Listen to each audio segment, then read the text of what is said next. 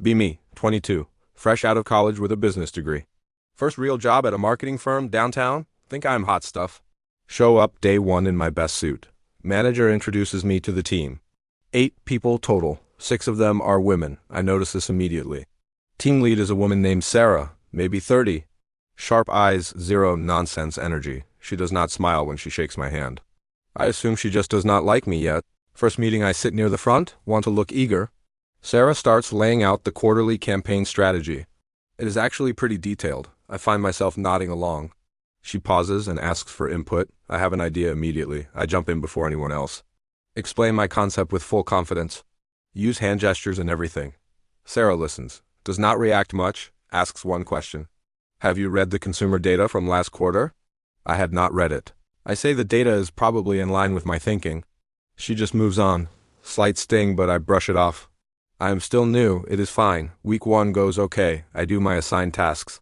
Nothing impressive, but nothing bad. I keep watching how the team works. They are all pretty tight. There is a woman named Dana on the team, maybe 27. She talks quietly, but everyone listens when she does. I find this mildly annoying for reasons I cannot explain. I write it off. Week 2, I try to assert myself more. In a group brainstorm, I talk a lot. I have many ideas. Some of them are good, honestly. Some of them are not fully formed. Dana points out a flaw in one of my ideas. Politely but clearly, I feel my face get warm.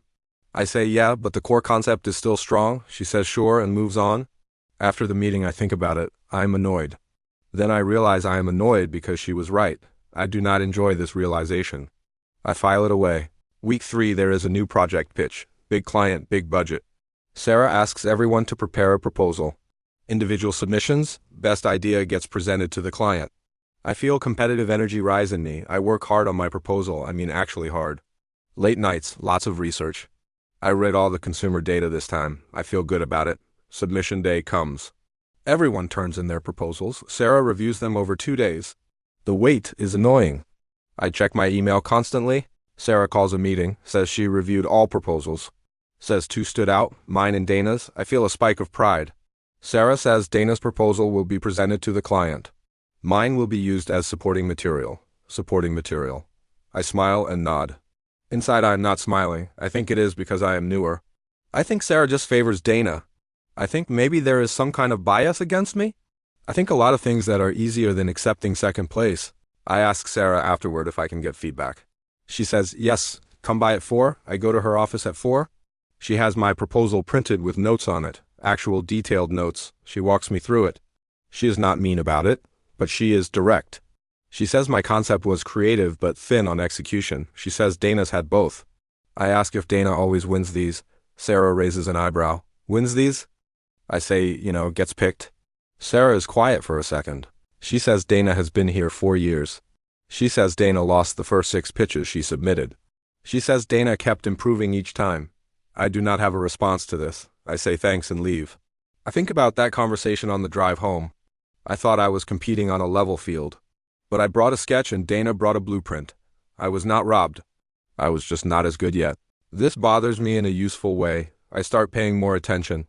Not to how to win, but to how to get better. I watch how Dana structures her arguments. I watch how Sarah makes decisions.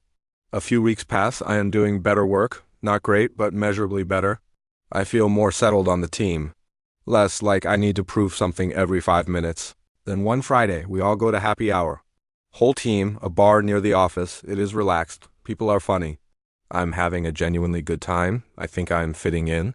A guy from finance named Greg joins us. I do not know Greg well.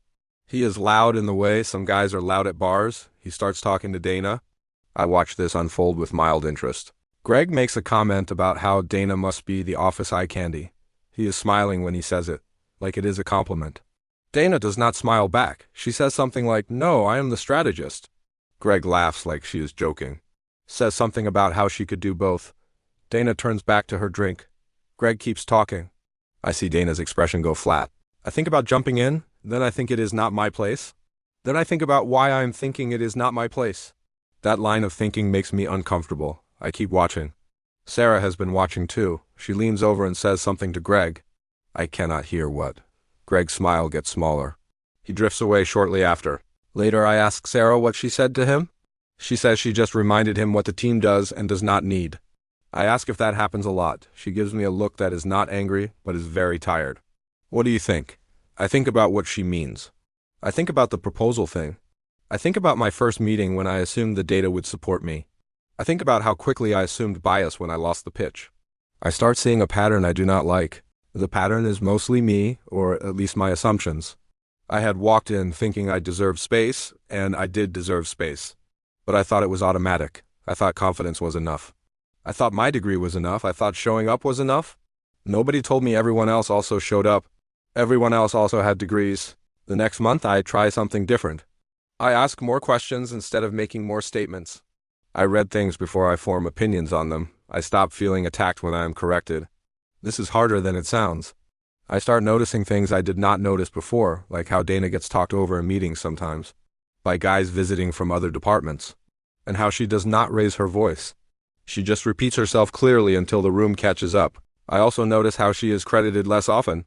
In email chains where she originated an idea, the idea gets passed around and her name falls off. I mentioned this to her once. She says, "Welcome to Tuesday." I do not know what to say to that.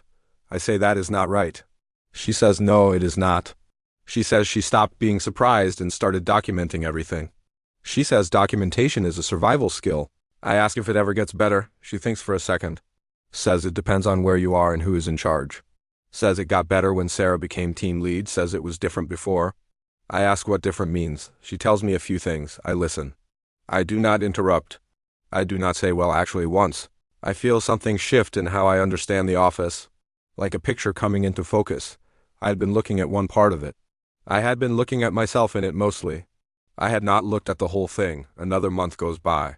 I get assigned to lead a small internal campaign, first time leading anything. I am nervous and try not to show it. I prepare more than I think I need to. I pick my small team. I pick Dana, not to prove anything, just because she is the best person for the task. This feels like a small but real improvement in my thinking. The project goes well. Dana and I split the work evenly. She catches a mistake I make without making me feel small about it. I thank her genuinely. She says, "Yeah, that is just how teams work." We present the final result to the broader group. Sarah says it is solid. She says the structure was strong. I say Dana built most of that structure. This comes out naturally, not performed. Dana gives me a brief look. Not grateful exactly. More like mildly surprised, like she was not expecting the credit. That look stays with me. I think about why giving credit would be surprising. I think about all the email chains. I think about Greg at the bar. I think about my first week and how certain I was. I think about how certainty is not the same as being right. A few weeks later, a new guy starts, fresh out of college, business degree. He shows up in a good suit, sits near the front in the first meeting, has an idea before he has read anything. I watch him. I see myself in him pretty clearly. I do not think he is a bad person. I just know what he does not know yet. I wonder if anyone will tell him. I think about whether to say something. I think about what I wish someone had said to me. I do not want to lecture him. I do not want to be weird about it. I just want to be useful. After the meeting, I catch him in the hallway. I say, "Hey, welcome." He says, "Thanks, seems like a good team." I say, "Yeah, it is." I say, "Read the consumer data before the next one." He says, "Does that matter much?" I say, "Yeah, more than you think." He nods like he is filing that away. I do not know if it will land. I did not understand it my first week either. Time keeps going the way it does. I get better at the job slowly. I lose some pitches and win some. I get corrected often and I try to take it well. I'm not always successful at that. I think a lot about the difference between confidence and arrogance. I had used them interchangeably. They are not the same thing at all. Confidence knows what it knows. Arrogance just assumes. I also think about the stuff Dana told me. About how the office was before Sarah. About documentation as survival. About repeating herself until the room catches up. None of that had been part of my plan because I had never needed a plan like that. I had walked in expecting the door to open, and it did open. But it opened because of things I had not chosen and did not earn. I do not think that makes me a villain. But I think pretending it is not true would. Eventually I get promoted to senior associate. I'm happy about it. I tell my parents.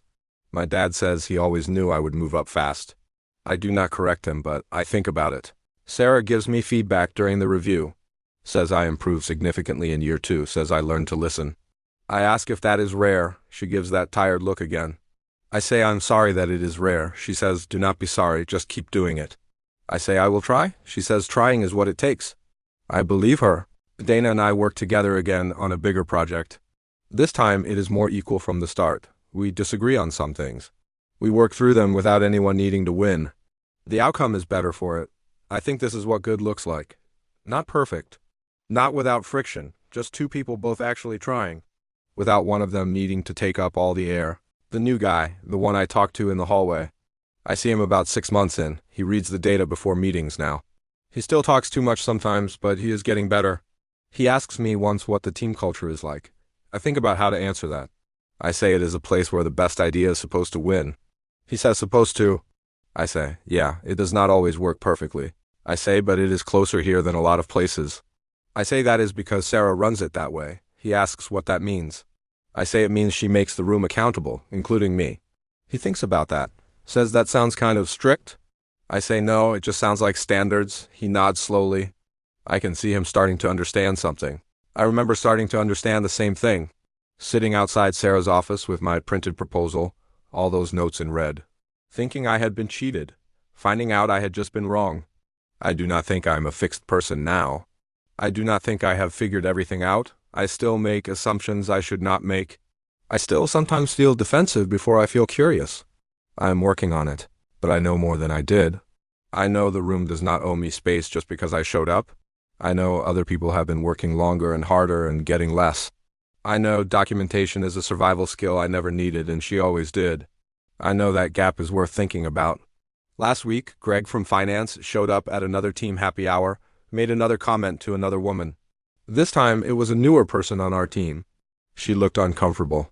I was closer to Greg than Sarah was. I said something, not a speech, just hey man, read the room. Greg looked at me like I had kicked him. The newer woman looked at me briefly and then away. Greg made a joke and moved on. It was not a perfect moment. I did not fix anything structural. I did not solve anything large. But I said something that felt like a version of getting better. Not the final version, just one more step in a direction. I think that is mostly how it works. You just keep going. I still have bad days. Days when I assume things I should not. Days when I take up more space than I need to. Days when I have to circle back and apologize. I do circle back though. That part I am proud of, not the mistakes, just the circling back. The willingness to say I was wrong about that, and mean it. I think about what I would tell my 22-year-old self. The one in the good suit. Ready to prove something to a room that was not waiting to be impressed. I would say slow down. I would say read the data first. I would say the people who have been here longer have been working longer. I would say confidence is not the same as competence. I would say the door opened for you for reasons worth examining. I would say listen more than you talk. I would say you are going to be wrong a lot and that is fine, but also, I would say it gets better when you let it. When you stop needing to win and start needing to learn. When you stop seeing correction as attack. When you stop mistaking awareness for weakness. I think that is all I have on this. It is not a big dramatic story. Nobody screamed. Nobody quit. Nothing went viral.